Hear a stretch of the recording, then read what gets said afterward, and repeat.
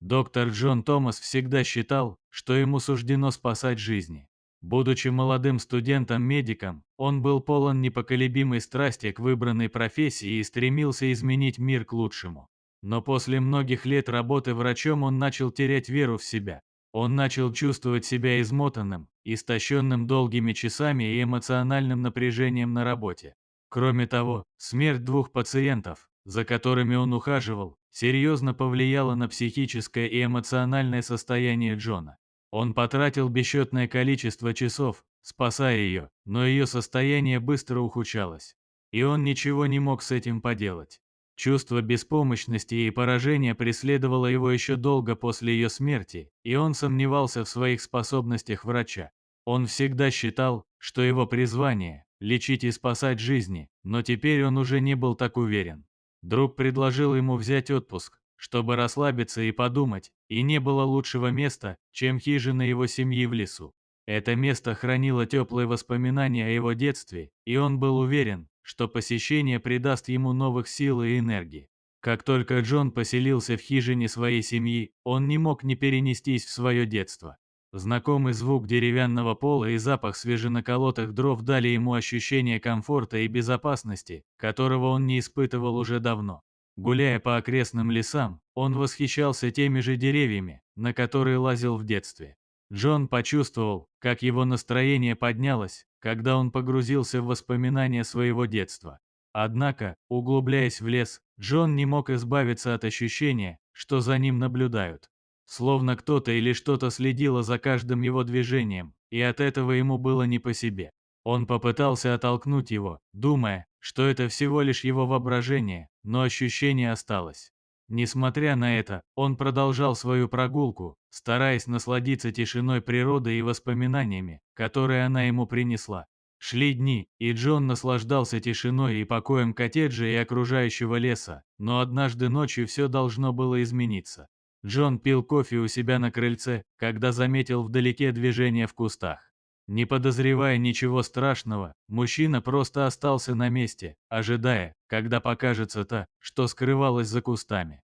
Вдруг между кустами появился волк. Когда Джон увидел его, у него похолодела кровь.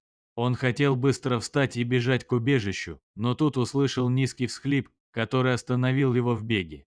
Он не был похож на типичный зов волка, а скорее напоминал звук, который издает животное, когда оно ранено. Вой, который он услышал, был подобен крику о помощи. Мужчина принял решение помочь животному, невзирая на риск. Медленно и осторожно он подошел к волку. Как врач, Джон сначала подумал, что волк ранен и нуждается в медицинской помощи. Но при ближайшем рассмотрении он понял, что просто плачет, как будто пытается ему что-то сказать. Джон был поражен интеллектом волка, который превосходил все, что он когда-либо видел. Он слышал истории о животных, совершающих невероятные подвиги, некоторые даже обращались за помощью. Но он и представить себе не мог, что встретит такое существо. Подойдя ближе, волк заскулил на маленькое неодушевленное существо. Сначала Джон подумал, что крошечное существо было волчонком. Но мужчина был потрясен, увидев, что это было совсем другое, это была лиса. И, к сожалению, казалось, что его уже не спасти. Хотя он чувствовал себя неуверенно и не тренировался, что-то внутри него шевельнулось. Он по-прежнему был врачом, и любой пациент, нуждающийся в помощи, стоил того, чтобы его попробовать. Независимо от его типа и физического состояния, он вскочил и побежал внутрь за своей сумкой. Он вернулся со своими припасами и инстинктивно принялся за работу. Его руки двигались с практической легкостью, о которой он думал, что забыл. В этот момент он увидел проблеск надежды и почувствовал новое чувство цели.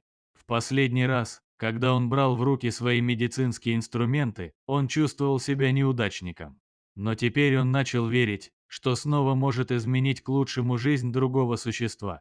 Врач без устали работал над бездыханной лисой, делая все, чтобы восстановить сердцебиение животного.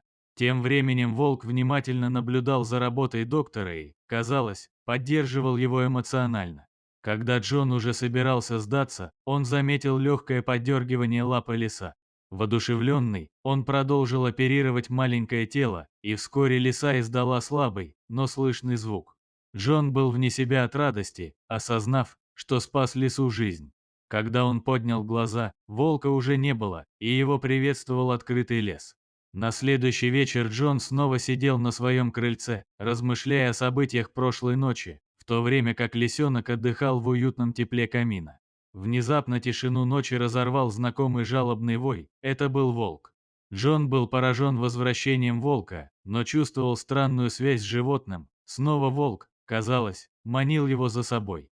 Мужчина последовал за животным и, наконец, пришел к логову лисы. Волк подвел Джона к входу и, заглянув внутрь, увидел группу крошечных беспомощных лисят, сбившихся в кучу с едва открытыми глазами. Сердце Джона упало, когда он понял, что ее мать, должно быть, та лиса, которую он спас прошлой ночью. Он знал, что не может оставить этих уязвимых существ на произвол судьбы, поэтому он быстро принял меры. Он подобрал щенков, благополучно упаковал их в свою куртку и вернулся в каюту. В течение следующих нескольких недель Джон заботился о лисятах. Он вылечил их и наблюдал, как они становятся сильнее с каждым днем. Наблюдая за тем, как они играют и исследуют свое окружение, он почувствовал новое чувство удовлетворения и удовлетворения. В конце концов, лисица и ее детеныши стали достаточно сильными, чтобы вернуться в дикую природу, и Джон выпустил их обратно в лес. Он с гордостью и изумлением наблюдал, как они убегали, прекрасно зная, что он сыграл важную роль в их выживании. Но тот факт, что он помогал животным, был не лучшей частью истории. Возвращаясь к своему дому, Джон почувствовал что-то, чего не испытывал уже давно. Было желание вернуться в больницу, в операционную. Спасение этих животных напомнило ему, как приятно помогать нуждающимся людям или животным.